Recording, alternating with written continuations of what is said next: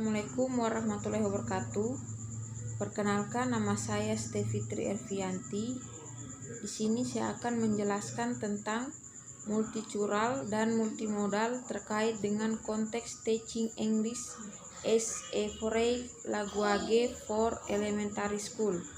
Pendekatan multicultural dalam pembelajaran bahasa Inggris sebagai bahasa asing untuk sekolah dasar. Perhatikan pendidikan pada anak usia dini merupakan prioritas utama dalam tumbuh kembang anak, karena usia anak pada saat itu dikenal dengan masa keemasan, golden age. Masa keemasan ditandai dengan perkembangan motorik dan kognitif anak.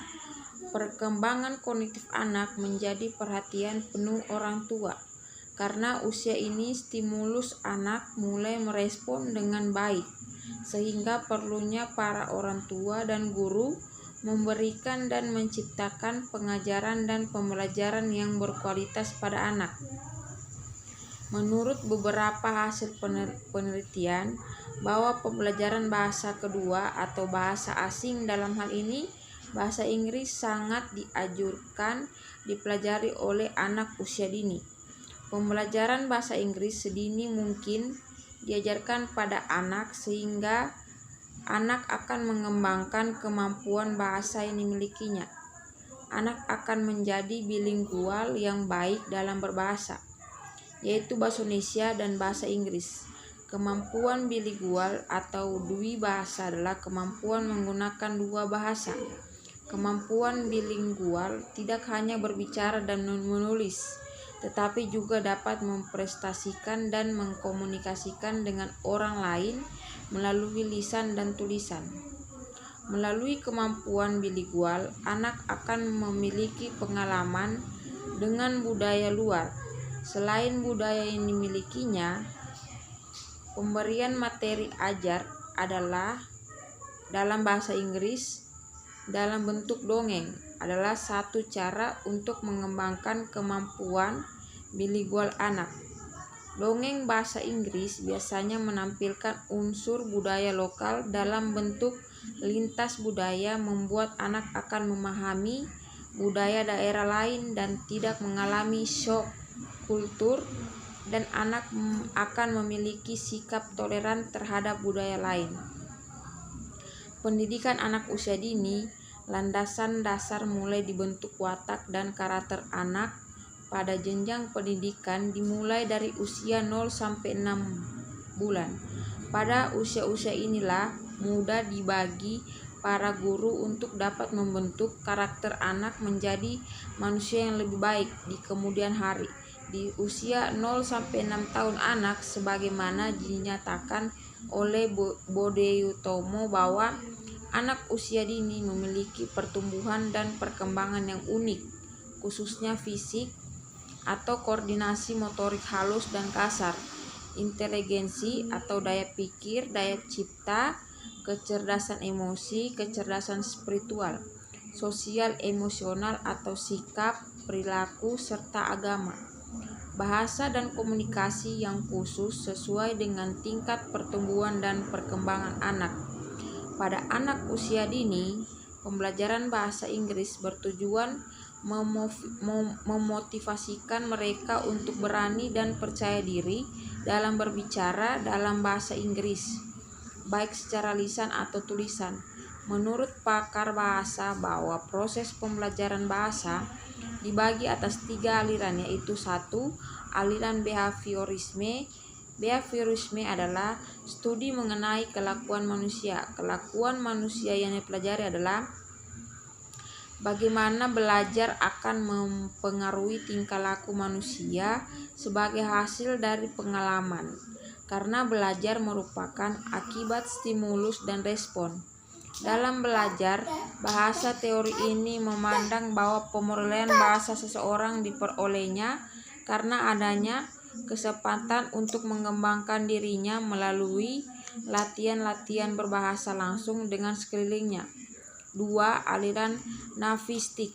Istilah nafistikme berajak dari pernyataan bahwa pembelajaran bahasa ditentukan oleh bakat. Teori ini muncul dari filsafat nativisme atau terlahir sebagai suatu bentuk dari filsafat idealisme dan menghasilkan suatu pandangan bahwa perkembangan anak ditentukan oleh hereditas pembawaan sejak lahir dan faktor alam yang kodratif. Anak tidak sekedar meniru bahasa yang ia simak, tetapi ia juga mampu menarik kesimpulan dari pola yang ada, karena pada dasarnya anak memiliki sistem bahasa yang disebut perangkat penguasaan bahasa. Brow mendeskripsikan LAD itu terdiri atas 4 bakat bahasa, yakni 1. Kemampuan untuk membedakan bunyi bahasa dengan bunyi-bunyi yang lain. 2. Kemampuan mengorganisasikan peristiwa bahasa ke dalam variasi yang beragam. Pengetahuan adanya sistem bahasa tertentu yang mungkin dan sistem yang lain yang tidak mungkin. 3. Kemampuan untuk mengevaluasikan sistem perkembangan bahasa yang mungkin yang paling sederhana dalam data kebahasan yang diperoleh. 3. Aliran kognitifis. Kognitif adalah suatu proses perolehan, penataan, dan penggunaan pengetahuan. Kognisi adalah kegiatan mental dalam memperoleh, mengolah, mengorganisasikan, dan menggunakan pengetahuan.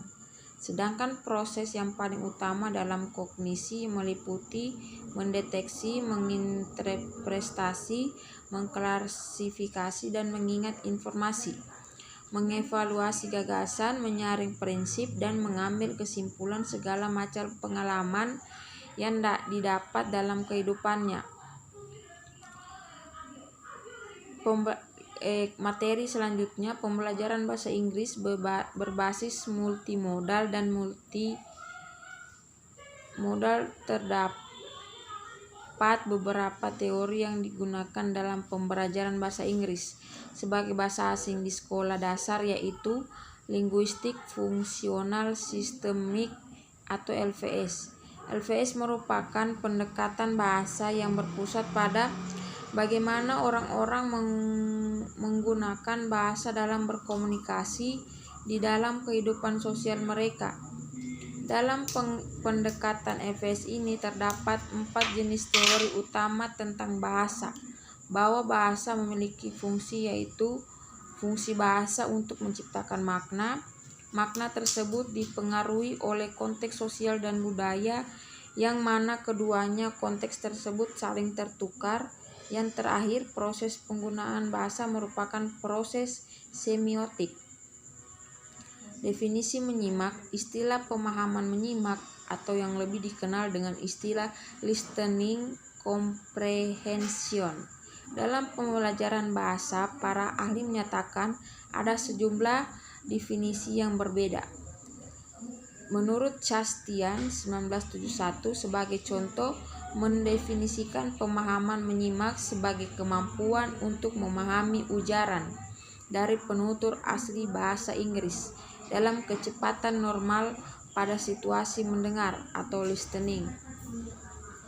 Multimodal.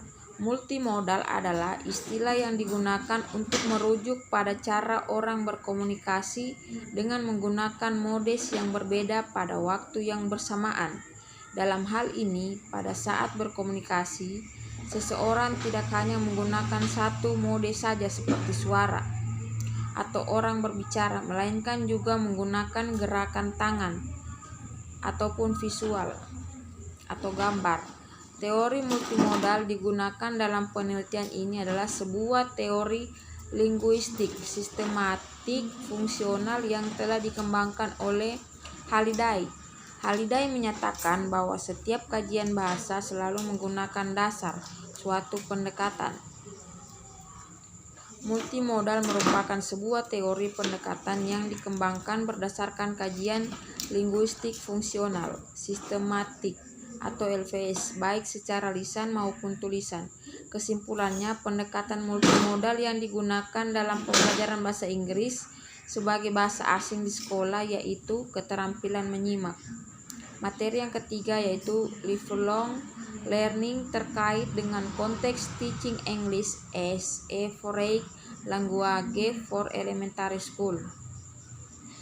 Perkembangan teknologi saat ini menuntut setiap manusia untuk terus belajar dan menghadapi kemampuan kecerdasan buatan yang saat ini berkembang. Manusia tersebut harus belajar membuat, memanfaatkan, dan bahkan bertanggung jawab atas kemungkinan risiko yang dihadapi dari adanya teknologi tersebut.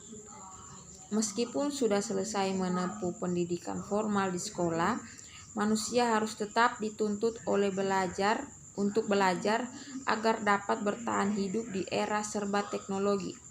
Belajar yang dimaksud bukan hanya semata dalam ruang kelas, melainkan belajar sepanjang hayat atau yang disebut dengan lifelong learning.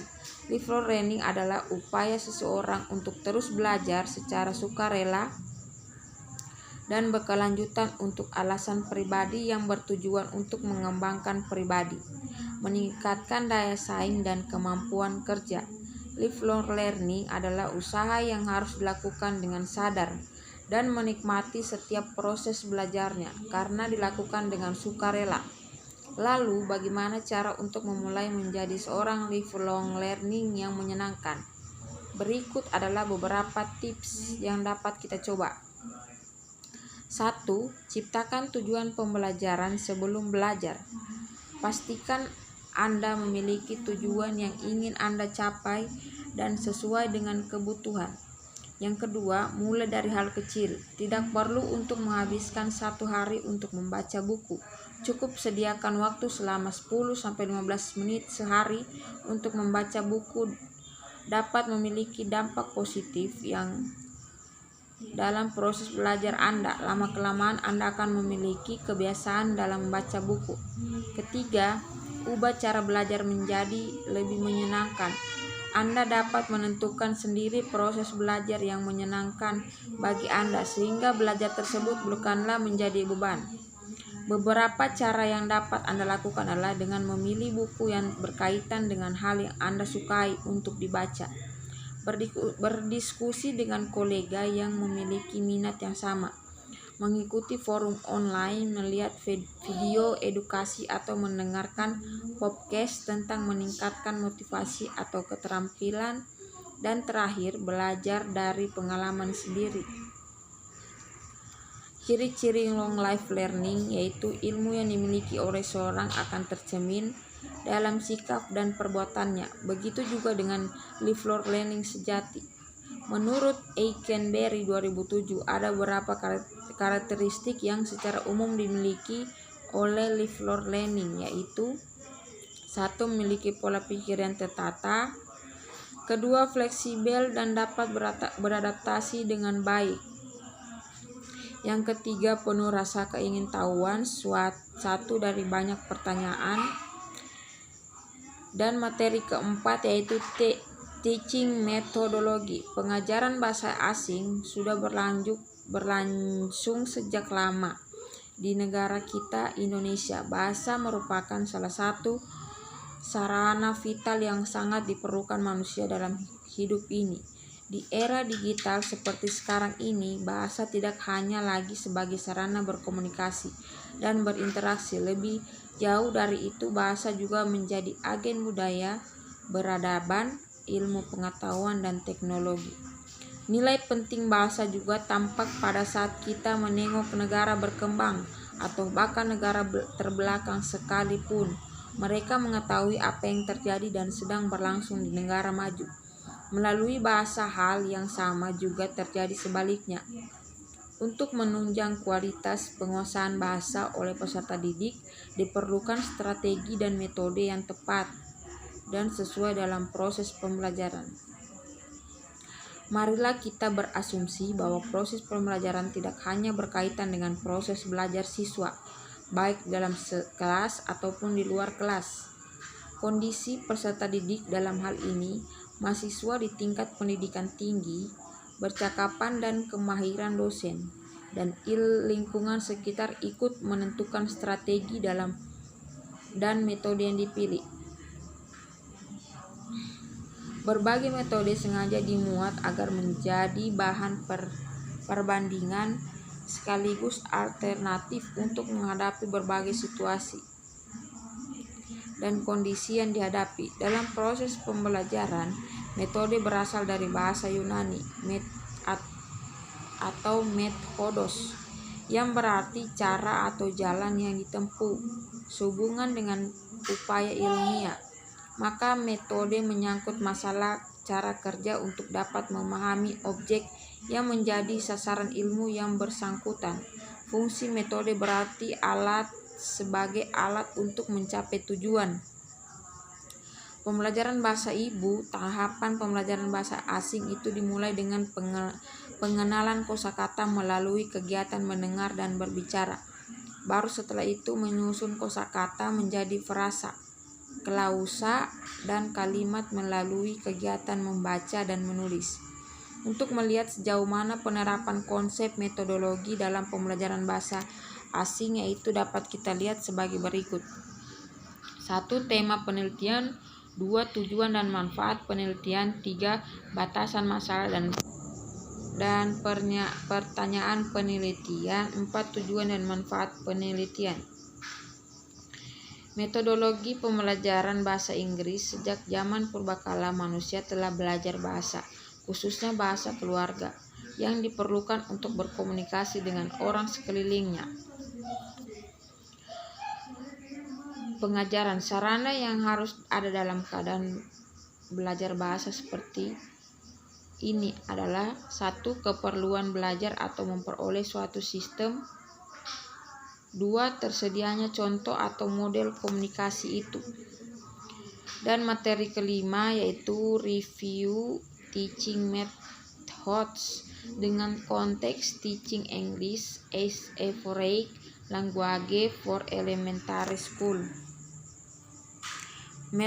Methods in language teaching adalah metode-metode dalam pembelajaran bahasa, bertujuan untuk memberikan pengetahuan kepada Anda tentang definisi pendekatan, metode, dan teknik serta berbagai pendekatan atau metode dalam pembelajaran bahasa Inggris.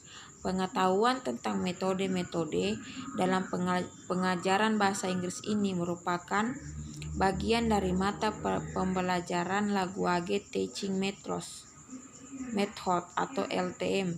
Sebagai salah satu subkompetensi, materi ini membekali Anda dengan landasan teori yang Anda gunakan dalam memutuskan pendekatan, metode, dan teknik apa yang sesuai dengan yang diterapkan di konteks dan situasi tertentu.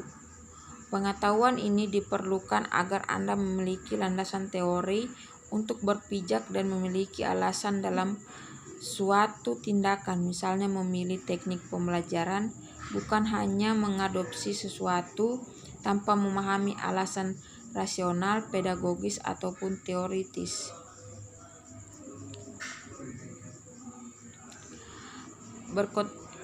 Metode yang berfokus pada menulis dan membaca menuju metode yang berkonsentrasi kuat pada keterampilan berbicara dan mendengar. Itulah materi dari saya, kurang dan lebihnya mohon dimaafkan. Assalamualaikum warahmatullahi wabarakatuh. Terima kasih.